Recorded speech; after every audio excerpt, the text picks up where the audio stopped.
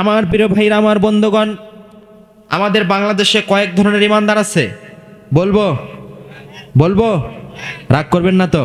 মতলব আলী যখন নির্বাচন সামনে আসে, সাদা টুপি মাথায় দিয়া, সাদা পাঞ্জাবি গায়ের মধ্যে দিয়া, যায় নামাজ একটা ঘাড়ের ওপরে নিয়ে সারাদিন ঘুরে বেড়ায় আর কয় আসসালামু আলাইকুম, আসসালামু আলাইকুম।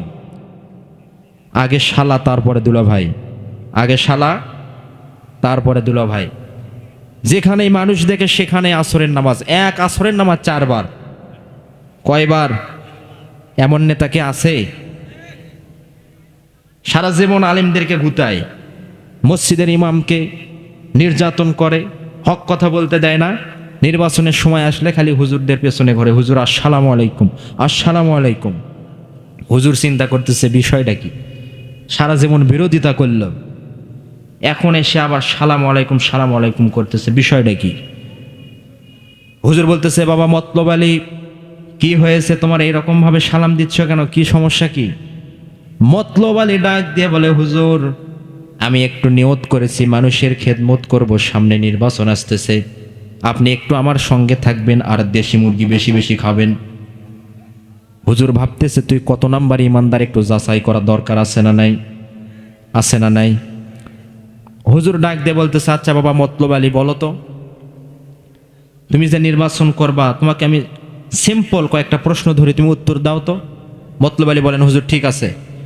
আচ্ছা বাবা বলো তো, ওজুর ফরজ কয়টা? মতলব আলী ডাক দিয়ে বলে, হুজুর ওজুর ফরজ বেশি না, মাত্র 21টা। কয়টা? 21টা। নাউজুবিল্লাহ, আস্তাগফিরুল্লাহ। হুজুর এবার বলতেছে, আচ্ছা বাবা মতলব আলী, এটা থাক, এটা বাদ দিলাম, বলো তো গোসলের ফরজ কয়টা? মতলব আলী বলে, হুজুর গোসলের ফরজ মাত্র 3টা। হুজুর বলে, মাশাআল্লাহ, এটা ঠিক হয়েছে, 3টা। আচ্ছা বাবা বলো তো কি কি গোসলের ফরজ? বলতেছে, হুজুর গোসলের ফরজ 3টা। 1 নাম্বার হলো লুঙ্গি, 2 নাম্বার গামছা, 3 নাম্বার হলো সাবান। হুজুর কয়, আচ্ছা বাবা ঠিক আছে, বাদ দিলাম, এটাও থাক। গোসলের নিয়ত জানো তো? বলে, হুজুর হ্যাঁ জানবো না কেন, নাওয়াইতুয়ান গসলা সাবান দিয়ে কসলা। হুজুর ভাবতেছে, শালা তো বেয়াদব, এ তো কিছুই জানে না। আচ্ছা বাবা সব কিছু বাদ দিলাম, বলো তো সারাদিনে নামাজ কয় ওয়াক্ত, এটা বলো। মতলব আলী ডাক দিয়ে বলতেছে, হুজুর নামাজ সারাদিনে মাত্র 16 ওয়াক্ত। কয় ওয়াক্ত? 16 ওয়াক্ত। হুজুর এটা শুনে দৌড় দিয়েছে সামনের দিকে। মতলব আলীর স্ত্রী পিছন থেকে ডাক দিয়ে বলে, কি হলো গো?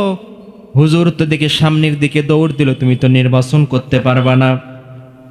মতলব আলী ডাক দিয়ে বলে, হুজুরের কাছে নামাজের ওয়াক্ত মনে হয় কম বলা হয়েছে। কি বলা হয়েছে? নামাজের ওয়াক্ত মনে হয় হুজুরের কাছে কম বলা হয়েছে। মতলব আলী স্ত্রী ডাক দিয়ে বলে, কয় ওয়াক্ত বলছো? বলছে 16 ওয়াক্ত বলছি। বলে, দূর বোকা, 5 ওয়াক্ত বলতে পারলা না?